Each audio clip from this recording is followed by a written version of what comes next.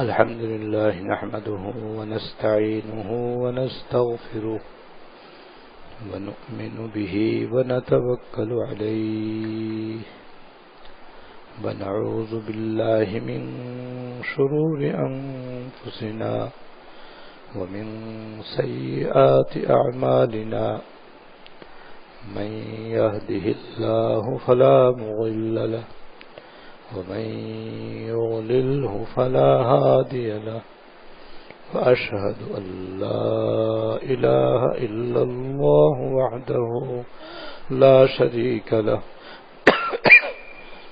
وأشهد أن سيدنا ونبينا ومولانا محمدا عبده ورسوله صلى الله تعالى عليه وعلى آله وأصحابه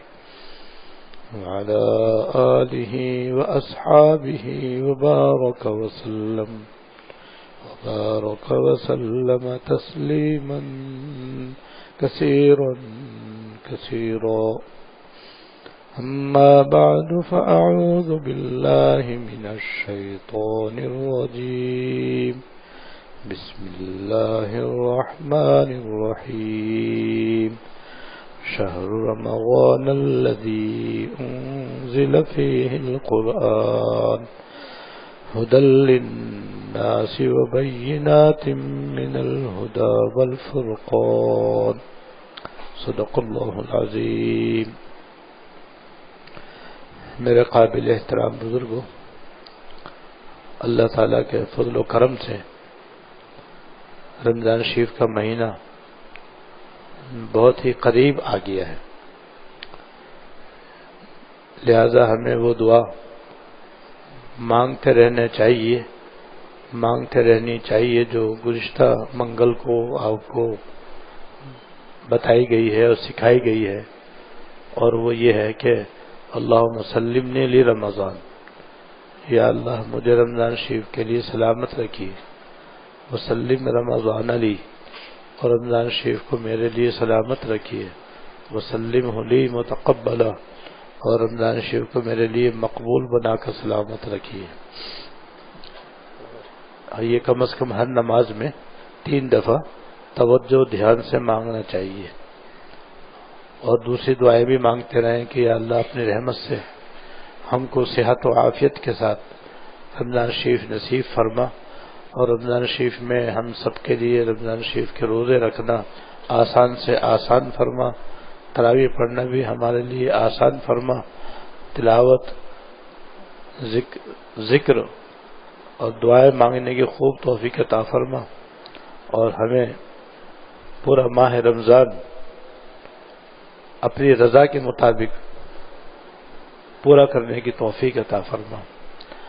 اور یا اللہ آپ نے رمضان شریف میں روزوں میں، تراویح میں، ذکر و تلاوت میں، صدقہ خیرات میں، دعاؤں میں جو اجر و ثواب رکھا ہے وہ محض اپنے فضل سے ہمیں بھی عطا فرما. اس وقت میں آپ کے سامنے وہ حدیث شریف بیان کروں گا جو سرکار دو عالم صلی اللہ علیہ وسلم نے ماہ شعبان کی آخری تاریخ کو بیان فرمایا تھا. یعنی جب رمضان سے کچھ پہلے شعبان کے بالکل اخیر میں حضور نے ایک خطبہ ارشاد فرمایا جس کا تعلق رمضان شریف سے ہے، اور اس میں رمضان شریف کی فضیلت، خیر و برکت بیان فرمائی ہے.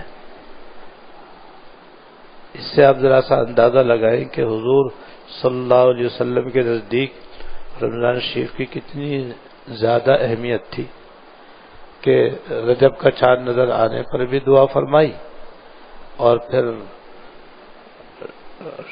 شعبان کے آخر میں وہ دعا مانگی جو ابھی میں نے آپ کے سامنے مانگی ہے، اور پھر شعبان کی آخری تاریخ میں ایک خطبہ بھی ارشاد فرمایا جس سے رمضان شریف کی اہمیت، عظمت اور فضیلت معلوم ہوتی ہے۔ یہ سب سنانے کا مقصد یہ ہے کہ ہمارے دل میں بھی اس آنے والے ماہ مبارک کی بے حد قدر ہونی چاہیے، اور ہم لوگ بھی نیت بھی کر لیں اور ارادہ بھی کر لیں، اور ساتھ ساتھ کوشش بھی کریں کہ اللہ تعالی ہمیں بھی یہ رمضان شریف کا مہینہ نصیب فرمائے اور ہمیں اس میں زیادہ سے زیادہ بلا واسطہ عبادتیں کرنے کی توفیق عطا فرمائے، اور اس میں جو فضائل و برکات ہیں وہ ہم سب کو نصیب فرمائے۔ یہ حدیث مشہور و معروف ہے جو حضرت سلمان فارسی رضی اللہ تعالیٰ عنہ سے مروی ہے کہ سرکار دو عالم صلی اللہ علیہ وسلم نے ماہ شعبان کی آخری تاریخ کو ایک خطبہ ارشاد فرمایا، اور اس خطبے میں حضور صلی اللہ علیہ وسلم نے فرمایا، اے لوگو، تم پر ایک عظمت اور برکت والا مہینہ، تم پر ایک عظمت اور برکت والا مہینہ سایہ ڈال رہا ہے، یعنی قریب آ رہا ہے۔ ایک تو آپ نے یہ فرمایا کہ یہ عظیم الشان ہے، دوسرے فرمایا خیر و برکت والا مہینہ ہے، وہ تم پر اپنا سایہ ڈالنا یعنی ان قریب شروع ہونے والا ہے۔ اس مبارک مہینے میں اللہ تعالی نے ایک رات شب قدر رکھی ہے جو 1000 مہینوں سے بہتر ہے، یعنی اس ایک رات کی عبادت 1000 مہینوں کی عبادت سے بڑھ کر ہے۔ 1000 مہینوں میں 30,000 راتیں ہوتی ہیں، 1000 مہینے میں 30,000 راتیں ہوتی ہیں، تو ایک شب قدر جو اللہ پاک نے خاص طور پر رمضان شریف میں رکھی ہے، اور رمضان شریف کے آخری عشرے کی طاق راتوں میں سے کوئی ایک رات ہوتی ہے، اس کی عبادت 30,000 راتوں کی عبادت سے بڑھ کر ہے۔ اس مہینے میں اللہ پاک نے روزے فرض فرمائے ہیں، یعنی ہر وہ مسلمان جو عاقل ہے، بالغ ہے اور صحت مند ہے، اس پر اس ماہ مبارک کے روزے رکھنا فرض ہے۔ لہذا ہر مسلمان عاقل بالغ مرد عورت کو جو صحت مند بھی ہو، اس کو چاہیے کہ بڑے اہتمام کے ساتھ روزے رکھے، چاہے گرمی ہو یا سردی، باہر صورت رکھے۔ البتہ اگر کوئی مسافر ہے یا کوئی بیمار ہے یا معذور ہے تو اللہ پاک نے ان کے لیے رخصت رکھی ہے کہ اگر وہ اس مہینے میں روزے نہیں رکھ سکے تو پھر وہ سال کے باقی دنوں میں جیسے سردیوں میں روزے رکھ لیں، اور اس طرح وہ روزے پورے کر لیں۔ اور اگر بالکل ہی ان کے اندر روزہ رکھنے کی طاقت نہیں ہے تو وہ ایک روزے کے بدلے فدیہ دے سکتے ہیں، تو 30 روزوں کے بدلے میں 30 فدیہ ادا کر دیں، وہ معذوروں کے لیے ہے، اور ان مسلمان خواتین و حضرات کے لیے ہے جن میں روزہ رکھنے کی طاقت نہیں ہے۔ بہرحال اللہ تعالی نے اس ماہ مبارک کے روزے فرض فرمائے ہیں، اور اس کی راتوں میں اللہ تعالیٰ کی بارگاہ میں کھڑے ہونے یعنی تراویح پڑھنے کو نفل عبادت مقرر کیا ہے، یعنی تراویح پڑھنا فرض نہیں ہے، واجب نہیں ہے، بلکہ سنت مؤکدہ ہے، اور اس کا اللہ پاک نے بڑا ثواب رکھا ہے، اللہ تعالیٰ نے اس کا بڑا ثواب رکھا ہے۔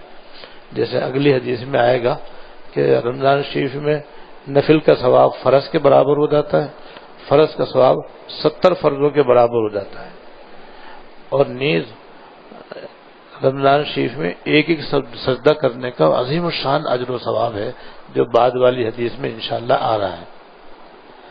بہرحال 20 رکعت تراویح ہے، اور یہ حضور صلی اللہ علیہ وسلم کے زمانے سے برابر چلی آ رہی ہے۔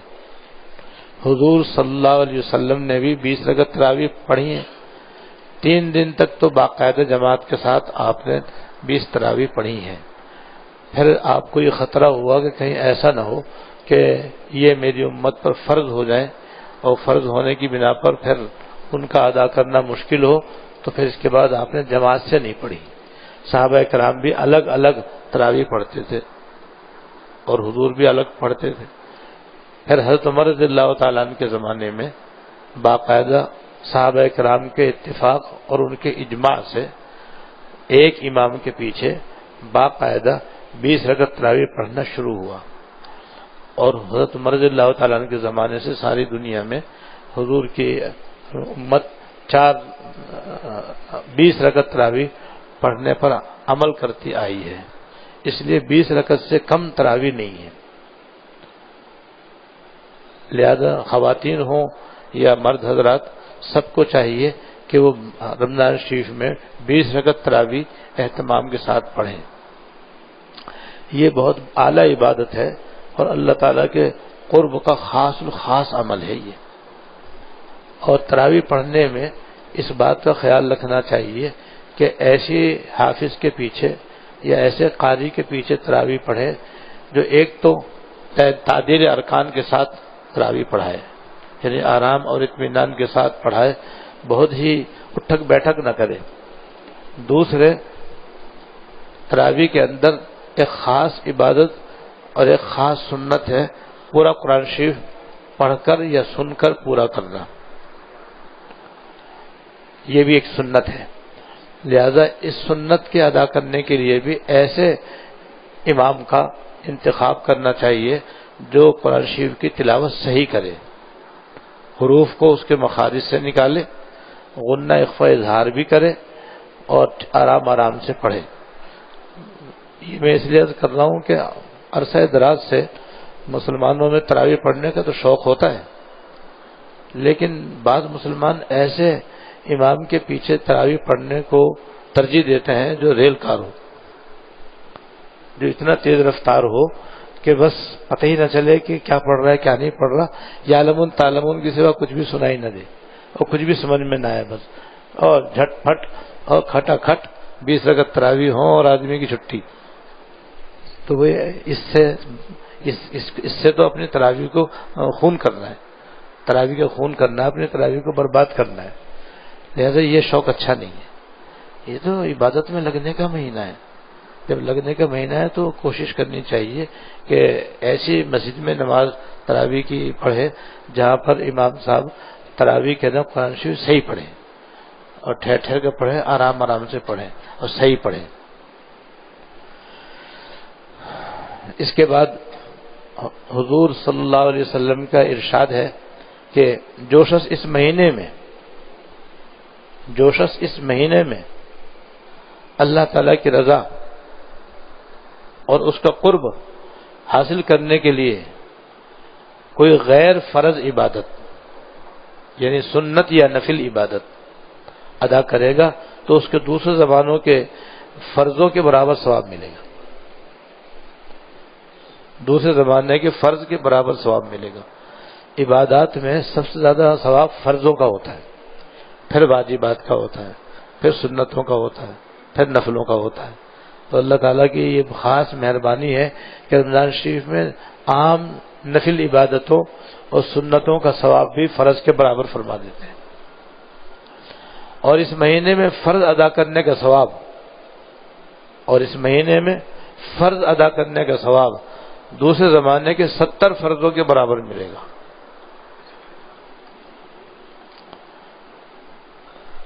اب چاہے روزہ فرض ہو اور چاہے نماز ہو جو کہ فرض ہو، اس مہینے میں اگر کوئی ادا کرے گا اور چاہے وہ زکوٰۃ ہو، 70 فرضوں کے برابر ثواب ملے گا. اس سے بھی آپ اندازہ کریں کہ یہ مہینہ کس قدر فضیلت والا ہے اور کس قدر باعث اجر و ثواب ہے. اس کے بعد آپ نے فرمایا کہ یہ صبر کا مہینہ ہے اور صبر کا بدلہ جنت ہے. اب اس کو سمجھ لیں بھائی، صبر کیسے ہیں؟ برداشت کرنے کو. جب آدمی روزہ رکھتا ہے نا تو روزہ رکھنے کی وجہ سے آدمی کو بھوک بھی لگتی ہے، پیاس بھی لگتی ہے، گرمی کا تو ہے ہی موسم، تو اس کی وجہ سے آدمی کی قوت برداشت بھی کمزور ہو جاتی ہے. اور جب قوت برداشت تھوڑی سی کمزور ہوتی ہے تو طبیعت کے خلاف کوئی بات ہو جائے، مرضی کے خلاف کوئی کام ہو جائے تو غصہ جلدی سے آ جاتا ہے،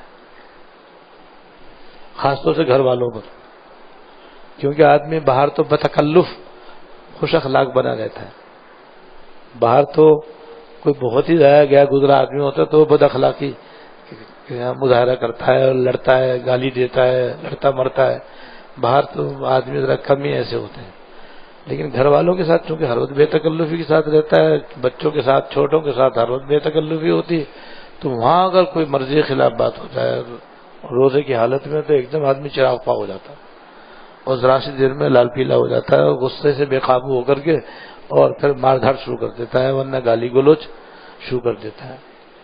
تو بھئی رمضان شریف کا مہینہ صبر کی مشق کرنے کا مہینہ ہے، اس مہینے میں صبر و تحمل کی عادت ڈالنی ہے۔ اب بھوک بھی لگ رہی ہے، پیاس بھی لگ رہی ہے، گرمی بھی لگ رہی ہے، روزہ بھی لمبا، تو بھائی اب برداشت پہلے ذہن بنا لو کہ بھائی اب ہمیں صبر کرنا ہے، برداشت کرنا ہے، تحمل کرنا ہے، کوئی ایسی مرضی کے خلاف بات پیش آئے گی تو میں انشاءاللہ تعالی غصہ نہیں کروں گا، لڑوں گا نہیں، کسی سے جھگڑا نہیں کروں گا، اس کی پہلے سے تیاری کروں۔ اور تیاری میں سب سے بڑی تیاری اللہ تعالیٰ سے گڑ گڑا کے دعا ہے کہ اللہ میں تو بہت کمزور ہوں، میں تو اپنے اوپر قابو پا نہیں سکوں گا، آپ مدد فرمائیے گا۔ پھر ساتھ ساتھ خود بھی پوری ہمت کرے اور ہمت کر کے صبر سے کام لے، اور خود روزہ سراسر صبر ہے، خود روزہ بھی تو سراسر صبر ہے کہ سحری سے لے کر کے افطاری تک تقریباً 12 گھنٹے ہیں، اس 12 گھنٹے میں آدمی صبر ہی کرے گا تو آسانی سے روزہ پورا ہو جائے گا، اور بے صبری کرے گا تو یا تو روزہ ٹوٹے گا یا پھر دوسرا کوئی ٹوٹے گا، تو نہ خود اپنا روزہ توڑے نہ دوسرے کو مارے دھاڑے، بس برداشت کر کے رہے انشاءاللہ۔ ایسی تراویح پڑھنا بھی صبر کا کام ہے، اس لیے کہ 20 رکعت تراویح دن بھر روزہ رکھنے کے بعد پڑھنا بعضوں کے لیے تو مشکل نہیں ہے، بعضوں کے لیے مشکل بھی ہے، لیکن اس وقت بھی ہمت کرے آدمی، خاص طور سے عورتیں تراویح پڑھنے میں بہت سستی کا مظاہرہ کرتی ہیں، اور وہ افطاری اور سحری اور عشاء کے کھانے پکانے کی وجہ سے اور گھر کے کاموں کی وجہ سے اتنی تھک جاتی ہیں کہ پھر وہ تراویح جو ہے نا ان کی متاثر ہوتی ہیں، پڑھتی نہیں ہے، یا پڑھتی ہیں تو بس آدھی پڑھی آدھی چھوڑ دی، یا سوچا کہ چلو تہجد میں پڑھ لیں گے، کیونکہ ان کے لیے تو جماعت ہے نہیں، لہذا وہ لے تو لال والا معاملہ ہو جاتا ہے اور اس کے اندر سستی اور کاہلی کا مظاہرہ ہوتا ہے، ایسا نہ ہو۔ معذوروں کا حکم تو الگ ہے، بیماروں کا حکم الگ ہے، وہ میں نے پہلے ہی بتا دیا، ان کے لیے تو رخصت ہے، لیکن عام خواتین و حضرات کو چاہیے کہ ہمت کے ساتھ اور حوصلے کے ساتھ اور صبر و تحمل کے ساتھ تراویح بھی باقاعدہ پوری اپنے وقت پر ادا کرنے کا اہتمام کریں۔ بہرحال آپ نے فرمایا صبر کا مہینہ ہے اور صبر کا بدلہ جنت ہے، کتنی بڑی فضیلت ہے کہ ہمارا صبر ہے کیا، نہایت معمولی ہے اور نہایت چھوٹا سا صبر ہے ہمارا، لیکن اس کے بدلے اللہ پاک اپنے فضل سے جنت عطا فرما دے، یہ بہت بڑا انعام ہے۔ لہذا روزے کی حالت میں سراپا صبر بن جائے، بس صبر و تحمل کی عادت ڈالیں، اور فرمایا یہ ہمدردی اور غمخواری کا مہینہ ہے، یہ ہمدردی اور غمخواری کا مہینہ ہے، یعنی گھر والوں کے ساتھ بھی اور پڑوسیوں کے ساتھ بھی اور اپنے ملنے جلنے والوں کے ساتھ بھی اور آپ مسلمانوں کے ساتھ بھی ہمدردی کا معاملہ کریں، خیر خواہی کا معاملہ کریں، ان کے ساتھ اچھا سلوک کرنے کی کوشش کریں، جان سے بھی، مال سے بھی اور زبان کے ذریعے بھی، تاکہ ہماری طرف سے ان کے ساتھ اچھا سلوک ظاہر ہو۔ یہ بھی رمضان شریف کے ساتھ خاص ہے، اور گویا اس رمضان شریف کے اندر ہمیں اس کی بھی مشق کرنی ہے کہ ہمارے اندر، ہماری طبیعت کے اندر دوسروں کے ساتھ بھی غمخواری کا انداز ہو، ان کی خیر خواہی ملحوظ ہو، ان کے ساتھ حسن سلوک ہو، ان کی جس طرح ہو سکے اپنی اپنی حیثیت کے مطابق ان کے ساتھ مدد ہو، تاکہ دوسرے مسلمانوں کے لیے بھی اور روزہ تراویح اور دوسرے اعمال آسان ہو جائے۔ بدسلوکی، بد تہذیبی، لڑائی جھگڑا اور ان کے ساتھ بات بات میں غصہ، اس سے پرہیز کریں۔ تو گھر میں بھی صبر کے ساتھ رہے، گھر سے باہر بھی صبر کے ساتھ رہے، دکان پر بھی اور نوکری پر بھی، ہر جگہ صبر و تحمل، خوش اخلاقی، حسن سلوک حسن برتاؤ، دوسرے مسلمانوں کی خیر خواہی اور ہمدردی کی عادت ڈالے۔ اللہ تعالی ہم سب کو توفیق عطا فرمائے۔ اب آگے حدیث میں روزہ افطار کرانے کا ثواب بیان ہو رہا ہے۔ سرکار دو عالم صلی اللہ علیہ وسلم نے فرمایا کہ جس شخص نے اس مہینے میں کسی روزے دار کا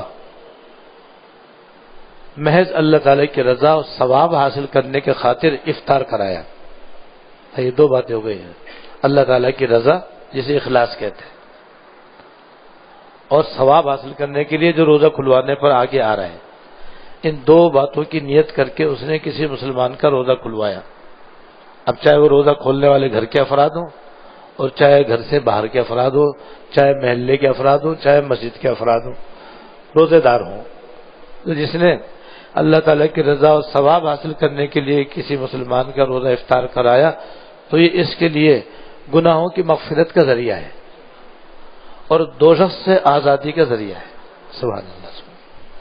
یعنی کسی ایک مسلمان کا بھی کسی نے روزہ کھلوا دیا تو دو فضیلتیں حاصل ہوں گی، ایک تو یہ روزہ کھلوانے والا دوزخ سے بری ہو جائے گا، اور دوسرے اس کے تمام گناہ صغیرہ معاف ہو جائیں گے، اور تیسری فضیلت، اور اس کو روزے دار کے برابر ثواب ملے گا بغیر روزے دار کے ثواب میں کوئی کمی ہوئے، یعنی روزے دار کو اپنے روزے کا پورا ثواب ملے گا اور جتنا اس کو ثواب ملے گا اتنے اس کو روزہ کھلوانے والے کو ملے گا۔ اب اتنی بڑی آپ نے فضیلت بیان فرمائی تو صحابہ کرام شروع میں غریب اور فقیر تھے، زیادہ تر صحابہ کرام فقراء اور مساکین تھے، بعض صحابہ کرام مالدار بھی تھے اور بعد میں اکثر مسلمان صحابہ کرام مالدار ہو گئے تھے، لیکن شروع میں تنگ دستی اور فقر و فاقے کا زمانہ تھا، تو اس لیے آگے حضور سے عرض کیا گیا کہ یا رسول اللہ، ہم میں سے ہر ایک کو تو افطار کرانے کا سامان میسر نہیں ہوتا، تو کیا ہم غربا اس ثواب عظیم سے محروم رہیں گے؟ فقراء صحابہ نے حضور سے پوچھا کہ آپ نے جو یہ عظیم الشان فضیلت بیان فرمائی ہے کہ جو کسی کا روزہ کھلوائے گا ایک تو اسے گناہوں کی مغفرت ہو جائے گی، دوسرے دوزخ سے بری ہو جائے گا، تیسرے جس کا روزہ کھلوائے گا اس کا ثواب بھی اس کو اس کے برابر مل جائے گا، اور روزے دار کے ثواب میں وہ کمی بھی نہیں آئے گی، تو یہ اتنی بڑی فضیلت ہم جیسے لوگوں کو کیسے ملے گی؟ ہمارے پاس تو روزہ کھلوانے کا سامان ہی نہیں ہوتا۔ تو آپ نے جواب دیا، آپ نے فرمایا کہ اللہ تعالیٰ یہ ثواب اس شخص کو بھی عطا فرما دیں گے، اللہ تعالیٰ یہ ثواب اس کو بھی عطا فرما دیں گے جو دودھ کی تھوڑی سی لسی سے یا سادے پانی کے صرف ایک گھونٹ سے کسی کا روزہ کھلوا دے۔ اللہ اکبر، اللہ اکبر، اللہ اکبر، اللہ اکبر۔ جو دودھ کی تھوڑی سی لسی اور یا صرف سادے پانی کی ایک گھونٹ سے کسی روزے دار کا روزہ کھلوا دے، اللہ تعالیٰ اس کو بھی یہ ثواب عظیم عطا فرما دیں گے۔ آگے فرماتے ہیں اور کوئی اگر کسی روزے دار کو پیٹ بھر کر کھانا کھلا دے تو اس کو اللہ تعالیٰ میرے حوض کوثر سے ایسا سیراب فرمائیں گے کہ جس کے بعد کبھی اس کو پیاس نہیں لگے گی، یعنی جنت میں جانے تک پھر اسے کوئی پیاس نہیں لگے گی۔ اللہ اکبر، اللہ۔ اور جو کوئی کسی روزے دار کو پورا کھانا کھلا دے تو اللہ تعالیٰ اس کو میرے حوض کوثر سے ایسا سیراب فرمائیں گے کہ جس کے بعد اس کو کبھی پیاس نہیں لگے گی، یہاں تک کہ وہ جنت میں داخل ہو جائے گا۔ اس میں معلوم ہے کیا کتنی بڑی فضیلت پوشیدہ ہے؟ یہ تو ہے ہی جو حضور کا ارشاد ہے، اس کے ضمناً اس کے اندر یہ بھی ہے کہ ایسے آدمی کا انشاءاللہ ضرور خاتمہ ایمان پر ہوگا، اور پھر ضرور اس کو انشاءاللہ تعالی یہ فضیلت ملے گی۔ اسی لیے حضور کے زمانے سے لے کر آج تک ہر رمضان میں آپ دیکھتے ہیں کہ مسلمان روزہ کھلوانے کا بڑا اہتمام کرتے ہیں۔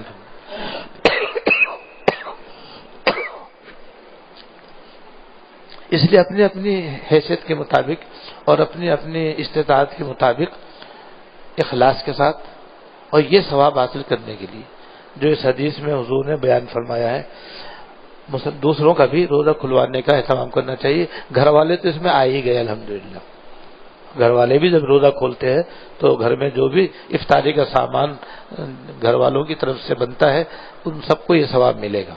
اور ساتھ ساتھ یہ بھی معمول ہے کہ پڑوسیوں کے یہاں بھی افطاری بھیج دی جاتی ہے. اور مسجدوں میں تو ہمارے یہاں افطاری نہیں ہوتی، باقاعدہ کھانا ہوتا ہے. ہاں وہ تو اچھا خاصا کھانا ہی ہوتا ہے. تو وہی اس میں انشاءاللہ تعالی افطار کرانے کی بھی فضیلت ملے گی اور پیٹ بھر کے کھانا کھلانے کی بھی فضیلت ملے گی. بس مال حلال ہونا چاہیے، افطاری کا سامان حلال، اور نیت اللہ تعالیٰ کی رضا اور اس ثواب کو حاصل کرنے کی جو اس حدیث میں بیان کی گئی ہے. اس کے بعد آپ نے فرمایا کہ اس ماہ مبارک کا ابتدائی حصہ رحمت ہے، درمیانی حصہ مغفرت ہے، آخری حصہ دوزخ سے آزادی کا ہے.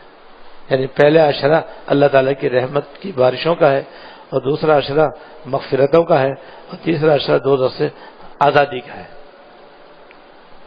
آگے فرمایا کہ جو آدمی اس مہینے میں اپنے غلام اور خادم کے کام میں تخفیف اور کمی کر دے گا اللہ تعالیٰ اس کی مغفرت فرما دے گا اور اس کو دوزخ سے آزادی اور رہائی عطا فرما دیں گے. اس لیے اس مہینے میں اگر ممکن ہو، سہولت ہو، آسانی ہو، مثلا اگر 4 ملازم ہیں تو بھی 4 اور رکھ لو رمضان شریف میں، تو وہ کام 8 آدمی کریں گے، سہولت سے کریں گے، آسانی سے کریں گے، تخفیف ہو جائے گی. اگرچہ ہمیں 4 آدمیوں کی تنخواہ زیادہ دینی پڑے گی لیکن 2 زبردست فضیلتیں حاصل ہو جائیں گی. ایک تو یہ کہ ان کے کاموں میں آسانی ہو جائے گی، اور دوسرے کہ ان کے وقت میں بھی کمی آ جائے گی. اس لیے ڈیوٹی کا وقت بھی ہم بآسانی کم کر سکیں تو کر سکتے ہیں. اپنے ملازمین کا وقت کم کر دیں، کچھ وقت کم کر دیں، کچھ افراد بڑھا لیں جس سے کہ ان کو آسانی ہو جائے. تو اس کا یہ زبردست ثواب ہے کہ اللہ تعالیٰ ایک تو اس کی مغفرت فرما دیں گے، کیونکہ تم نے اللہ کے مخلوق کے ساتھ آسانی سوچی، اللہ تعالیٰ تمہارے ساتھ آسانی کر دیں گے، اور اللہ تعالیٰ کی آسانی بصورت مغفرت ظاہر ہوگی انشاءاللہ تعالیٰ، جو بہت بڑی عنایت ہے اور بہت بڑی مہربانی ہے، بہت بڑا کرم اور فضل ہے. اور ایک یہ کہ اللہ تعالیٰ اس کی بدولت دوزخ سے بری فرما دیں گے. یہ ہے اللہ تعالیٰ کی رحمت اور یہ ہے ثواب عظیم. بھائی دوسری حدیث حضرت ابو سعید خدری رضی اللہ تعالیٰ عنہ سے مروی ہے کہ رسول کریم صلی اللہ علیہ وسلم نے ارشاد فرمایا، جب رمضان مبارک کی پہلی رات ہوتی ہے تو آسمان کے دروازے کھول دیے جاتے ہیں اور ان دروازوں میں سے کوئی دروازہ بھی رمضان شریف کے آخری رات آنے تک بند نہیں کیا جاتا. آسمان کے دروازے کھلنے کا مطلب یہ ہے کہ اللہ تعالیٰ اپنے بندوں پر خصوصی نظر رحمت فرماتے ہیں اور بندوں کے اعمال قبول کرنے کے لیے اللہ تعالیٰ کی بارگاہ میں دن رات پیش ہوتے رہتے ہیں. تو یہ دروازے جو ہے باقاعدہ آسمانوں میں ہیں اور وہ ہر وقت کھلتے نہیں ہیں، خاص خاص اوقات میں کھلتے ہیں. تو ان میں سے ایک ماہ رمضان بھی ہے کہ جس کے اندر اللہ تعالیٰ آسمانوں کے دروازے کھول دیتے ہیں اور بندے دنیا میں جو اعمال صالحہ کرتے ہیں اللہ تعالیٰ کی رضا اور اس کی خوشنودی کے واسطے، تو ان کے اعمال اللہ تعالیٰ کی بارگاہ میں قبول ہونے کے لیے پیش ہوتے رہتے ہیں. اس کے بعد کوئی مسلمان بندہ ایسا نہیں ہے، کوئی مسلمان بندہ ایسا نہیں ہے کہ رمضان شریف کی راتوں میں سے کسی رات میں نماز پڑھے مگر اللہ تعالیٰ اس کے ہر سجدے کے بدلے میں 1500 نیکیاں عطا فرماتے ہیں اور اس کے لیے جنت میں سرخ رنگ کے یاقوت کا ایک مکان بنا دیتے ہیں، سرخ رنگ کے یاقوت کا ایک محل بنا دیتے ہیں جس کے 60,000 دروازے ہوتے ہیں. یہ ایک سجدے کی بات ہو رہی ہے. بھائی رمضان شریف کی راتوں میں سے کسی بھی رات میں اللہ تعالیٰ کا کوئی بندہ نماز پڑھے تو ایک سجدے کے بدلے میں، اب 2 رکعت پڑھے گا تو 4 سجدے ہو گئے، اور تراویح پڑھے گا تو کتنے سجدے ہو گئے؟ 40 سجدے ہو گئے. 40 سجدے ہو گئے. بھائی تو 40 سجدے کے بدلے میں سنو تو اللہ تعالیٰ ایک سرخ رنگ کے یاقوت کا محل بنائیں گے جس کے 60,000 دروازے ہوں گے اور ہر دروازے میں سونے کا ایک محل ہوگا جو سرخ رنگ کے یاقوت سے آراستہ ہوگا. یہ ایک سجدے کا بدلہ ہے رمضان شریف میں. تو مغرب کی کتنی رکعتیں ہو گئیں؟ اور کوئی جوان اگر 20 رکعت تراویح پڑھ لے تو 40 سجدے یہاں ہو گئے، اور 20 رکعت تراویح پڑھے انشاءاللہ 40 سجدے وہ ہو گئے. اور باقی 4 فرض، پھر 2 سنت، پھر 3 وتر، اور پھر بعد میں بھی 4 نفل، اور پہلے بھی 4 سنت ہے. کیونکہ میں یہ چاہوں گا کہ اللہ تعالی ہم سب کو توفیق دے کہ ہم نہ سنت موقدہ چھوڑیں نہ سنت غیر موقدہ چھوڑیں، کیوں سب بڑی قیمتی ہے نا. ہر رکعت میں ہر سجدے کے بدلے اللہ تعالیٰ یہ ثواب عظیم عطا فرمائیں گے کہ 1500 نیکیاں اور ایک سرخ رنگ کے یاقوت کا محل جس سے کتنے دروازے ہوں گے؟ 60,000. اللہ اکبر. اور ہر دروازے کے اندر ایک چھوٹا محل ہوگا، وہ بھی سونے، وہ بھی یاقوت سے آراستہ ہوگا. پھر جب روزے دار رمضان شریف کے پہلے دن کا روزہ رکھتا ہے، آگے حدیث ہے یہ کہ جب روزے دار رمضان شریف کا پہلا روزہ رکھتا ہے تو اس کے سارے پچھلے گناہ صغیرہ معاف کر دیے جاتے ہیں، پچھلے سارے گناہ معاف ہو جاتے ہیں. یعنی پچھلے رمضان سے اس رمضان تک جتنے بھی اس نے گناہ کیے ہیں وہ معاف ہو جائیں گے. اور میں نے بارہا عرض کیا کہ گناہ کبیرہ تو توبہ سے معاف ہو جاتے ہیں، وہ تو ابھی کر لیں اور اچھا پہلے ہی کر لیں. سارے صغیرہ اور کبیرہ گناہوں کی پہلے ہی معافی مانگ لیں. اور اگر کسی نے کسی انسان کے ساتھ زیادتی کی ہے، کسی کو ستایا ہے، تکلیف دی ہے، مارا پیٹا ہے، ظلم کیا ہے، زیادتی کی ہے، تو اسے معافی مانگ لو تاکہ رمضان شریف آئے تو بس پہلی جھونکے میں ہماری مغفرت ہو جائے. اللہ تعالیٰ توفیق عطا فرمائے. تو جب روزے دار رمضان مبارک کا پہلا روزہ رکھتا ہے تو اس کے پچھلے سارے گناہ معاف کر دیے جاتے ہیں. اور اس روزے دار کے لیے روزانہ صبح کی نماز سے لے کر غروب آفتاب تک، یعنی فجر سے لے کر کے غروب تک یعنی مغرب تک 70,000 فرشتے اللہ تعالیٰ سے مغفرت کی دعا کرتے ہیں. اللہ اکبر اللہ اکبر. یعنی ہر روزے دار کے لیے روزانہ فجر سے لے کر کے مغرب تک 70,000 فرشتے ڈیوٹی میں لگ جاتے ہیں. وہ روزہ رکھ رہا ہے اور وہ اس کے لیے مغفرت کی دعا مانگ رہے ہیں. رمضان شریف کی رات یا دن میں جب کوئی اللہ تعالیٰ کی جناب میں کوئی سجدہ کرتا ہے تو ہر سجدے کے بدلے میں اللہ تعالیٰ اس کے لیے جنت میں ایک ایسا درخت لگا دیتے ہیں جس کے سائے میں سوار 500 سال میں چل کر اس کا سایہ عبور کرے گا. 500 سال کسے کہتے ہیں بھائی؟ یہ دیکھو کہ ایک روزہ رمضان شریف کی کتنی بڑی فضیلت ہے. اب ایک روزے کا بدلہ دوسری حدیث میں حضرت ابو مسعود غفاری رضی اللہ تعالیٰ عنہ سے مروی ہے کہ میں نے سرکار دو عالم صلی اللہ علیہ وسلم سے رمضان کا چاند نظر آنے پر یہ ارشاد فرماتے ہوئے سنا. یعنی حضور نے یہ ارشاد رمضان کا چاند نظر آنے پر بیان فرمائی ہے. پہلی حدیث میں نے بیان کی تھی رمضان شریف کے سے ذرا پہلے شعبان کے آخری تاریخ میں آپ نے رمضان شریف کے بارے میں خطبہ دیا، اور یہ حدیث اس وقت کی جب حضور نے چاند دیکھ لیا تو رمضان کا چاند نظر آنے پر آپ نے یہ حدیث بیان فرمائی. یہ سب حضور کے ارشادات اس لیے ہیں تاکہ ہمارے دل میں بھی قدر پیدا ہو کہ یہ جو مہینہ آ رہا ہے کتنا قیمتی مہینہ آ رہا ہے. تو ابو مسعود غفاری رضی اللہ تعالیٰ عنہ سے روایت ہے کہ میں نے سرکار دو عالم صلی اللہ علیہ وسلم کو رمضان شریف کا چاند نظر آنے پر یہ ارشاد فرماتے ہوئے سنا کہ اگر لوگوں کو یہ معلوم ہو جائے کہ رمضان شریف کے مہینے کی کیا حقیقت ہے تو میری امت یہ تمنا کرے کہ سارا سال رمضان ہو جائے. یعنی رمضان شریف میں اتنا ثواب ہے کہ اگر میری امت کو وہ ٹھیک معلوم ہو جائے تو یہ تمنا کریں کہ 1 مہینہ نہیں، 2 مہینے نہیں، 3 مہینے نہیں، 12 مہینے رمضان رہے. اللہ سبحان اللہ. تو قبیلہ خزاع کا ایک آدمی کھڑا ہوا اور اس نے عرض کیا کہ حضور آپ ہمیں رمضان شریف کے بارے میں کچھ بتلائیے، یہ کیسا مہینہ ہے؟ آپ نے فرمایا کہ رمضان شریف کے لیے جنت شروع سال سے اخیر سال تک سجائی جاتی. اس سے بھی اندازہ لگاؤ کتنا مبارک مہینہ ہے، کتنا اہم مہینہ ہے کہ سارے سال فرشتے جنت کو رمضان شریف کے واسطے سجاتے ہیں اور آراستہ کرتے ہیں. رمضان شریف کے لیے جنت شروع سال سے آخر سال تک سجائی جاتی ہے. جب رمضان شریف کا پہلا دن ہوتا ہے تو عرش الہی کے نیچے سے ایک ہوا چلتی ہے جس سے جنت کے درختوں میں پتے ہلنے اور بجنے لگتے ہیں، اور ان سے دوسری روایت میں ہے کہ بڑی سریلی اور بہت ہی خوبصورت آواز ان سے پیدا ہوتی ہے. اور جنت کی حوریں اللہ تعالیٰ سے عرض کرتی ہیں کہ اے ہمارے رب، اس مبارک مہینے میں ہمارے لیے اپنے بندوں میں سے کچھ شوہر مقرر کر دیجئے جن سے ہم اپنی آنکھیں ٹھنڈی کریں، وہ ہم سے اپنی آنکھیں ٹھنڈی کریں. اور گزشتہ منگل کو میں نے ایک حدیث سنائی تھی، اس کے اندر یہ ہے کہ جنت اللہ تعالیٰ سے عرض کرتی ہے یا اللہ اپنے بندوں میں سے کچھ بندے عبادت کر کے میرے اندر قیام کرنے کے لیے مقرر کر دیجیے۔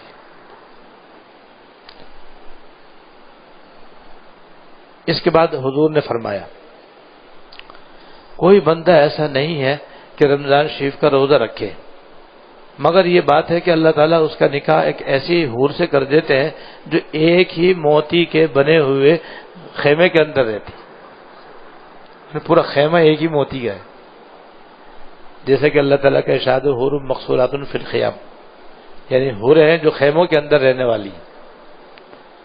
اب ان کی کیفیت حضور نے بیان فرمائی کہ یہ جو روزے دار کے نکاح میں حور آئے گی وہ کیسی ہے۔ فرمایا کہ ان عورتوں میں سے ہر عورت کے جسم پر 70 قسم کے لباس ہوں گے، اور 70 قسم کے لباس دنیا والے نہیں ہیں بھائی، کہیں آپ کو وہ تو بوجھ بجکڑ بن جائے گی، وہ نظر ہی کہاں آئے گی 70 سوٹ پہننے کے بعد، نہ اس کا منہ نظر آئے گا نہ اس کے ہاتھ پیر نظر آئیں گے۔ تو بھئی ہم دنیا کے لباس مراد نہیں ہے، جنت کے لباس ہیں۔ جنت کے 70 لباس پہن کر کے بھی یہاں کے ایک لباس سے انتہائی زیادہ وہ نفیس اور لطیف ہوگا۔ تو ان میں سے ہر عورت کے جسم پر 70 قسم کے لباس ہوں گے، جن میں سے ہر لباس کا رنگ دوسرے لباس سے مختلف ہوگا، اور انہیں 70 قسم کی خوشبو دی جائے گی، ان کو 70 قسم کی خوشبو دی جائے گی، جن میں سے ہر خوشبو کا انداز دوسرے سے جدا ہوگا۔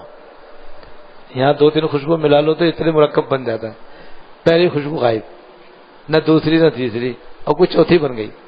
وہاں ایسا نہیں ہوگا، وہاں ہر خوشبو الگ بھی ہوگی اور الگ بھی سنائی دے گی انشاءاللہ تعالی۔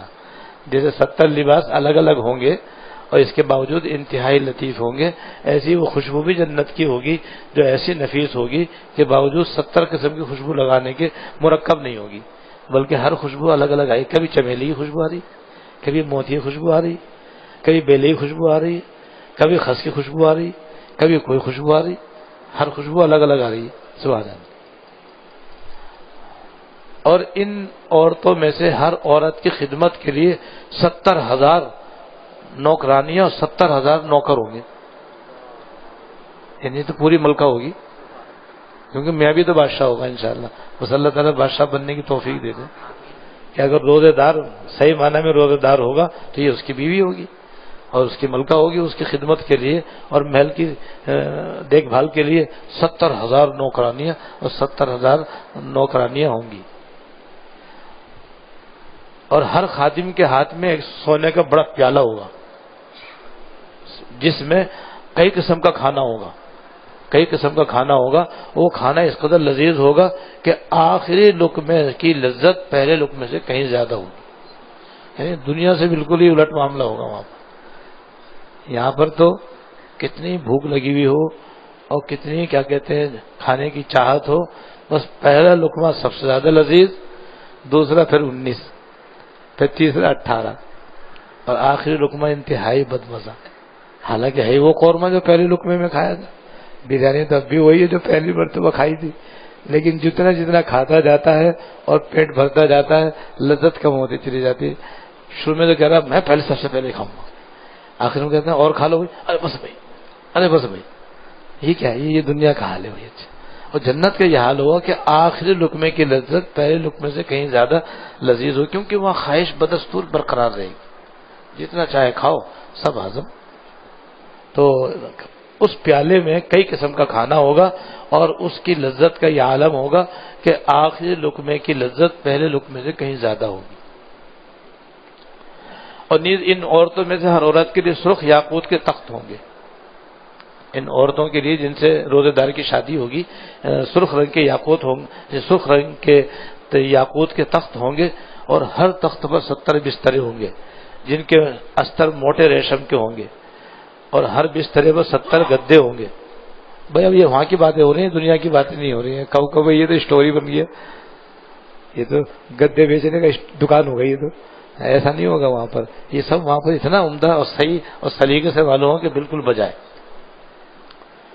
یہ تو اس کا جنت کی حور کا جہیز ہو گیا بھائی۔ اب بری کیا ہوگی؟ جو لڑکے کو ملے گی اور دولہا کو ملے گی وہ بتاتے ہیں، اور اس کے خاوند کو بھی یہ سب کچھ ملے گا. یہ جو کچھ اوپر بیان ہوا جس طرح یہ جنت کی حور کو ملے گا اتنے سب کچھ اس کے دولہا کو ملے گا اور روزے دار کو ملے گا. اللہ تعالیٰ ہمیں صحیح روزہ رکھنے والا بنائے. وہ موتیوں سے جڑے ہوئے سرخ رنگ کے یاقوت کے تخت پر بیٹھا ہوا، اس کے ہاتھوں میں 2 کنگن ہوں گے. دنیا میں تو سونے چاندی کے کنگن مرد کے لیے حرام ہے، جنت میں حلال ہوں گے. یہ آگے آپ کا ارشاد ہے یہ رمضان شریف کے ہر روزے کا بدلہ ہے، جو چاہے رکھ لے. اللہ اللہ اللہ. یہ رمضان شریف کے ایک روزے کا بدلہ ہے، جو شخص بھی چاہے رکھے. اور روزے دار نے روزے کے علاوہ جو نیک اعمال کیے ہوں گے ان کا ثواب الگ ہے. افطاری کا ثواب پیچھے آپ نے پڑھ لیا، سحری کا ثواب، تہجد کا ثواب، اشراق کا ثواب، چاشت کا ثواب، تحیۃ المسجد کا ثواب، تحیۃ الوضو کا ثواب، تراویح کا ثواب، تلاوت کا ثواب، صدقہ خیرات کا ثواب، وہ الگ ملے گا. یہ تو صرف ایک روزے کا ثواب بیان فرمایا آپ نے اس حدیث کے اندر. اس لیے یہ بڑا قیمتی مہینہ شروع ہونے والا ہے. اور ایک حدیث میں حضرت ابو ہریرہ رضی اللہ تعالیٰ عنہ سے مروی ہے کہ سرکار دو عالم صلی اللہ علیہ وسلم نے فرمایا کہ اللہ تعالیٰ نے بطور خاص میری امت کو 5 چیزیں عطا فرمائی ہیں. رمضان شریف کے حوالے سے اللہ تعالیٰ نے بطور خاص میری امت کو 5 باتیں عطا فرمائی ہیں. یعنی وہ 5 باتیں پچھلی امتوں کو نصیب نہیں تھیں، وہ حضور کے صدقے اور طفیل حضور کی امت کو اللہ تعالیٰ نے عطا فرمائی ہیں. نمبر 1، روزے دار کی منہ کی بدبو جو بھوک کی وجہ سے پیدا ہو جاتی ہے اللہ تعالیٰ کے یہاں مشک سے زیادہ پسندیدہ ہے. اللہ. نمبر 2، حضور کی امت کے روزے داروں کے لیے سمندر کی مچھلیاں بھی دعائے مغفرت کرتی ہیں اور افطار تک دعا کرتی رہتی ہیں. پچھلی حدیث میں 70,000 فرشتے صبح سے لے کر کے غروب آفتاب تک روزے دار کے لیے دعائے مغفرت کرتے ہیں. اور اس حدیث میں ہے کہ حضور کی امت کے لیے بطور خاص سمندر کی مچھلیاں، دریا کی مچھلیاں بھی افطار تک مغفرت کی دعا کرتی ہیں. نمبر 3، جنت ہر روز ان کے لیے سجائی جاتی ہے. روزہ جنت ان کے لیے سجائی جاتی ہے. اللہ تعالیٰ فرماتے ہیں قریب ہے کہ میرے بندے دنیا کی مشقتیں اپنے اوپر سے پھینک کر تیری طرف آئے.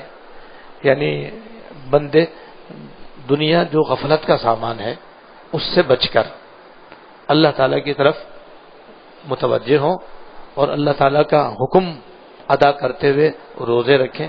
اور جو روزہ رکھنے کا طریقہ ہے اس طریقے سے روزہ رکھیں کہ جس کے اندر کھانے پینے سے تو پرہیز ہی کریں، ساتھ ساتھ گناہوں سے بھی اپنے آپ کو بچائیں. اس طرح سے روزے رکھیں گے تو اللہ تعالیٰ اپنے فضل سے اس کو جنت عطا فرما دیں گے. نمبر 4، اس مبارک مہینے میں سرکش شیاطین قید کر دیے جاتے ہیں کہ وہ رمضان میں ان برائیوں کی طرف نہیں پہنچ سکتے جن کی طرف غیر رمضان میں پہنچ سکتے ہیں.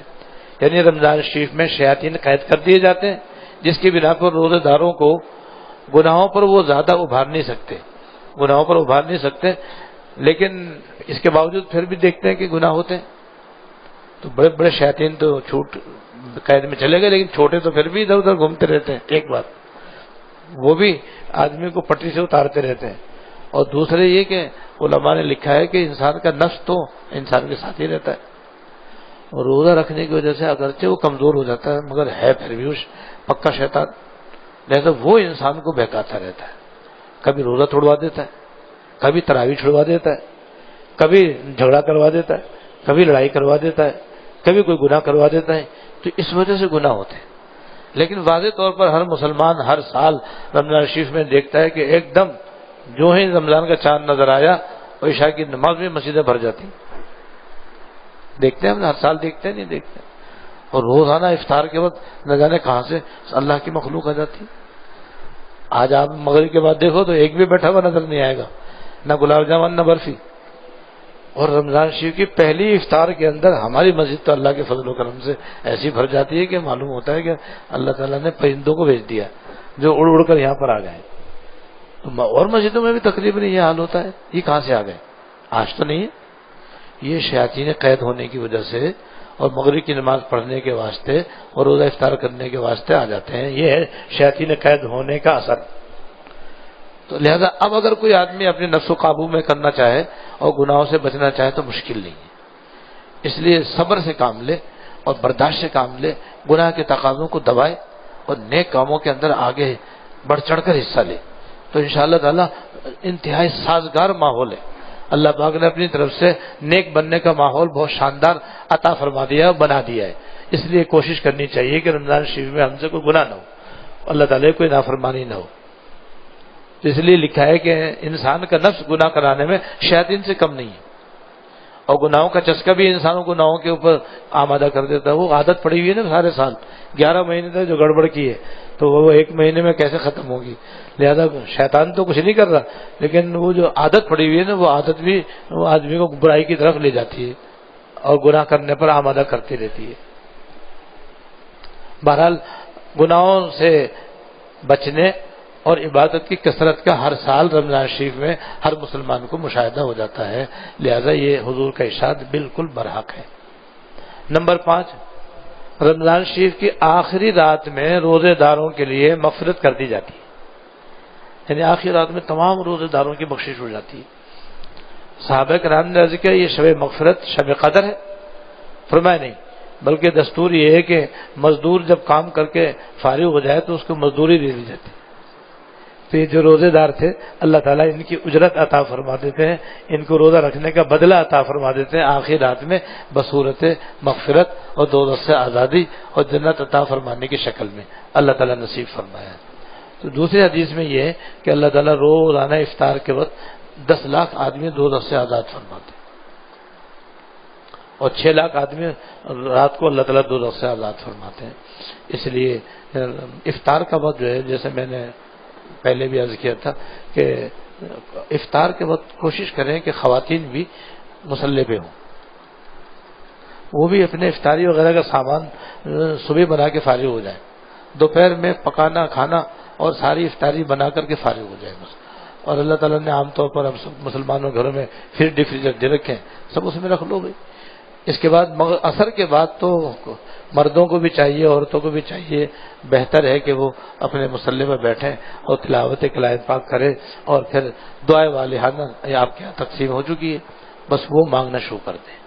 کیونکہ 10 لاکھ آدمی اللہ تعالیٰ دوزخ سے آزاد کر رہے ہیں. دعا کی قبولیت بھی ہے, دعا کی قبولیت کا بھی یہ خاص وقت ہے. لہذا اس وقت دعائیں بھی مانگیں اور پھر خاص طور سے دوزخ سے آزادی مانگیں.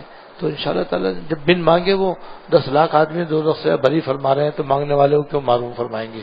وہ تو چاہتے ہیں کہ میرے بندے میری طرف رجوع ہوں اور میں ان کی بخشش کروں.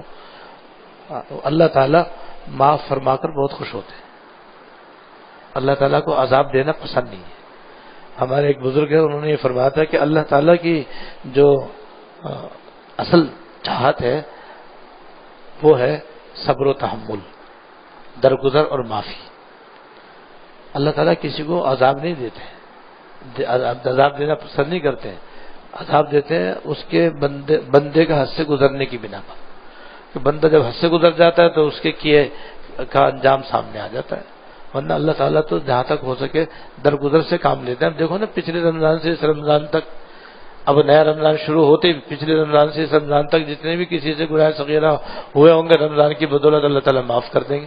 تو اللہ تعالیٰ کی اصل عادت جو ہے معاف کرنے کی ہے, درگزر کرنے کی. بس وہی ہمیں سیکھنا ہے. تخلقوا باخلاق اللہ, اللہ تعالیٰ کے اخلاق جو ہیں وہ اختیار کرنے چاہیے. تو جیسے اللہ پاک بہانے مغفرت فرماتے ہیں, بخشش فرماتے ہیں, درگزر فرماتے ہیں, بس یہی عادت ہمیں ہی بنانی چاہیے. اللہ تعالیٰ ہمیں اپنی عادت بنانے کی توفیق دے. تو بس اب رمضان شریف میں ہمیں کیا کرنا چاہیے وہ مختصر سا میں عرض کر دیتا ہوں آخر میں. ایک تو کوشش کریں کہ حتی الامکان ہماری تمام نمازیں باجماعت ادا ہوں. دوسرے یہ کہ اللہ تعالیٰ کی رضا اور اس کی خوشنودی کے لیے روزہ بھی رکھیں اور تراویح بھی اہتمام کے ساتھ پڑھیں. اور روزے میں جس طریقے سے حلال چیزوں سے اپنے پیٹ کو ہم بچاتے ہیں, کھانے پینے سے اور جنسی تقاضوں سے, تو حالانکہ کھانا حلال ہے, پینا حلال ہے, میاں بیوی کا تعلق ایک دوسرے کے لیے حلال ہے, روزے میں حرام. تو جو چیز روزے کے بغیر حرام ہو وہ کتنی ضروری ہوگی بچنے کے لحاظ سے. لہذا سارے گناہ وہ ہیں جو روزہ رکھو یا نہ رکھو وہ حرام ہے.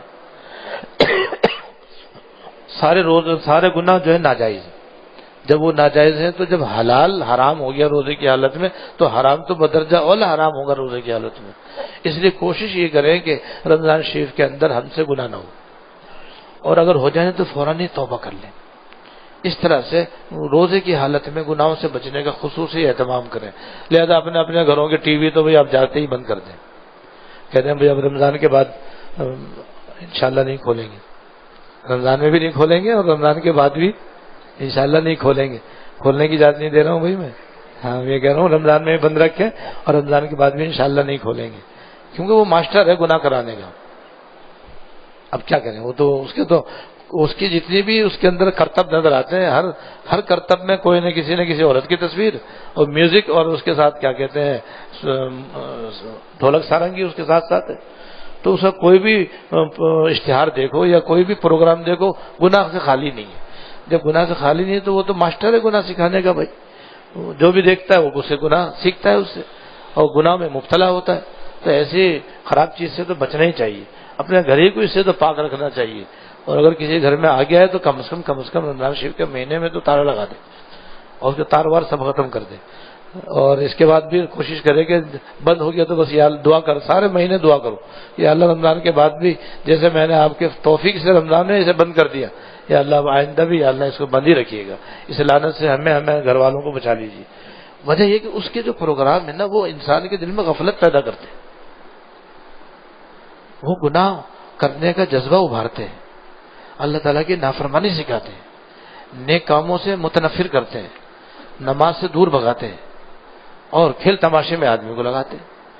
تو ایک تو یہ کہ نمازیں پابندی کے ساتھ پڑھیں اور تراویح اہتمام کے ساتھ پڑھیں، روزے بڑے اہتمام کے ساتھ رکھیں اور آنکھ کان ناک زبان دل دماغ سارے اعضاء کو جہاں تک ہو سکے گناہوں سے بچانے کی کوشش کریں اور تمام نوافل کا اہتمام کریں.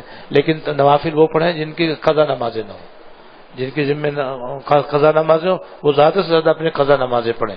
نوافل بھی نہ پڑھیں یا پڑھیں تو بالکل کم سے کم درجے میں سے 2 نفل اشراق کی پڑھ لی، 2 چاشت کی پڑھ لی، 2 تہجد کی پڑھ لی، باقی سارا وقت قضا نمازوں میں گزاریں.